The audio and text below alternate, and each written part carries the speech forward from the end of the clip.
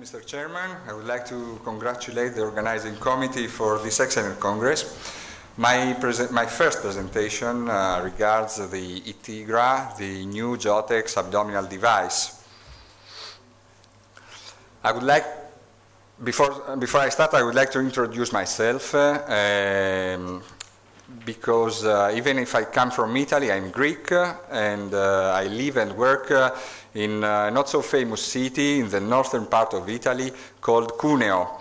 Our hospital is a teaching regional hospital, and we are part of the cardiothoracic and vascular department. Here are some of our numbers.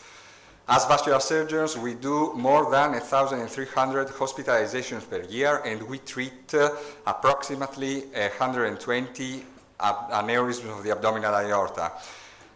We reserve endovascular treatment to 45% of all the abdominal aneurysms that we treat, and as you can see, we prefer to use different endografts, different devices, depending on the case. In 2012, we became the 5th hospital in Italy to have a hybrid operating room. Working in this context means creating the conditions to reduce, for a reduced invasiveness for the patient, for an increased security for the physicians, for a higher quality control. If the hybrid operating room is used in the correct way, we understand that it can also become critical and useful to all large hospitals. The hybrid operating room offers the opportunity to work using the overlay or the fusion technique, or to have CT-like images during the procedures. All these advantages lead to a reduction of the X-ray exposure and the contrast medium, while maintaining high the safety and the quality of intraoperative images. In 2008, we started to use the Evita abdominal device. Our experience has 69 cases with good results, thanks to good radial force, low permeability, thanks to a good visibility of the stent graft, and thanks to various configurations and extensions. But during our experience, we had some difficulties due to angulated aortic proximal necks, due to wide aortic necks because of endograft's diameter range. In some cases, iliac tortuosity caused the thrombosis of the branch, and tight access vessels in some cases caused some difficulties during the navigation of the endograft. In 2014, Jotec launched this new device called ITIGRA.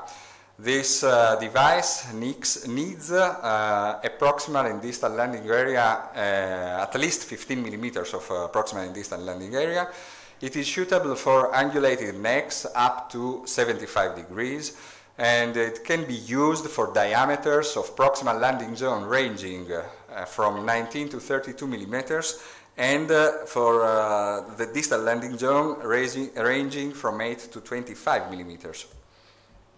This is a bimodular stent graft with a main body and a contralateral leg. There are also various aortic and iliac extensions. The stent is a laser cut stent with integrated hooks proximally for active fixation. On the top of the stent there are T-clips for tip capture. The stent has an asymmetric design for more flexibility, and it is specially designed for proximal sealing in order to reduce the possible type 1A endoleaks. So this device offers active fixation proximally. It is suitable for angulated necks. It is flexible with increased radial forces. It is made with soft and flexible polyester with improved visibility and less water permeability. Another improvement, I think, that is the markers, the X-ray markers that offer good visibility in order to guide and to position the device during the procedure. There are only 5 sizes of this device that offer to treat a wide range of aortas.